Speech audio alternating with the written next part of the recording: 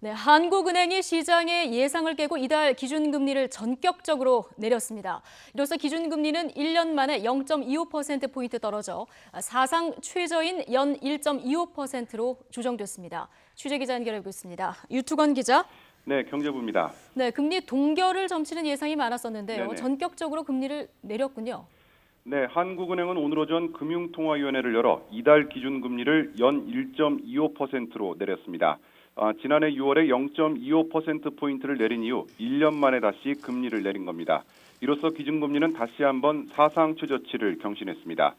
말씀하신 대로 이번 금리 인하는 시장의 일반적인 예상을 깬 전격적인 결정으로 평가되고 있습니다.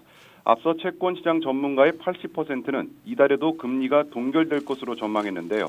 그만큼 한국은행은 지금의 경제 상황이 예상보다 심각하다고 판단하고 선제적인 조치를 취했습니다.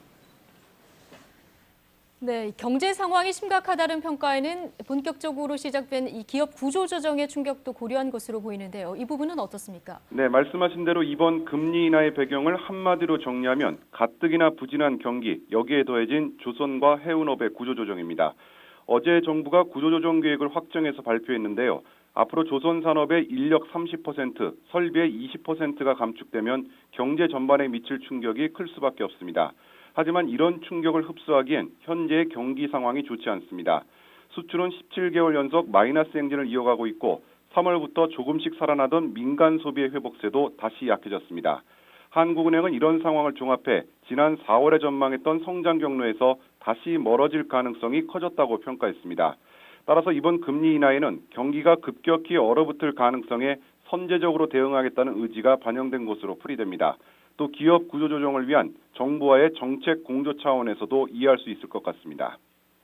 네, 유투건 기자. 네네. 네, 당연히 이 미국의 금리 인상이 늦춰질 것이라는 전망이 있지 않았습니까? 이 전망도 영향을 미쳤겠죠? 네, 그렇습니다. 결정적인 요인 가운데 하나로 평가되고 있습니다. 애초 예상했던 대로 이달이나 다음 달에 미국이 금리를 올리면 급격한 자본 유출에 따른 금융시장의 불안을 걱정하지 않을 수 없는 상황이었는데요. 미국이 금리 인상을 늦출 가능성이 커지면서 일단 우리가 금리를 조정할 여유가 생겼습니다. 하지만 전격적인 금리 인하에 대한 우려의 목소리도 나오고 있습니다. 미국의 금리 인상 시기가 다시 앞당겨지고 영국의 유럽연합 탈퇴 투표 등으로 국제 금융시장의 불안이 다시 불거질 경우 마땅한 대응 수단이 없기 때문입니다. 실제로 이주열 한국은행 총재도 우리나라가 기축통화국이 아닌 만큼 실질적인 금리 하한선에 더 가까워졌다며 향후 금리 인하의 여력이 많지 않음을 시사했습니다. 여기에 1,200조 원을 넘어서 계속 늘어나고 있는 가계부채 문제가 더 나빠질 가능성도 있습니다. 지금까지 경제부에서 YTN 유튜건입니다.